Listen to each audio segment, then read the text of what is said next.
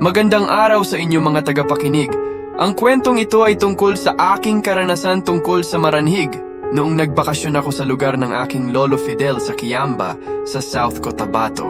Doon ko naranasan ang isang nakakatakot na pangyayari sa aking buhay. Ang lugar nila Lolo Fidel medyo liblib at malayo sa bayan.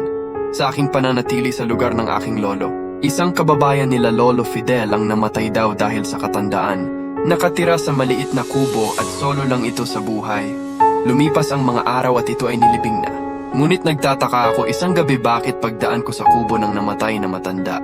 May naaninag ako ng wangis sa bintana. Dali-dali ako tumakbo pa uwi sa amin. At yun ay kwenento ko sa Lolo Fidel ko ang akin nakita. Sabi ko, Lolo, nakita ko yung matanda na namatay bumalik sa kanyang maliit na kubo. Sabi ng Lolo Fidel, huwag kang matakot sa nakita mo. Yan ay isang maranhig. Hindi sila namamatay hanggat hindi nila napapasa ang bato ng maranhig. Makapahinga lang sila kung may mapagpapasahan na sila ng sumpa.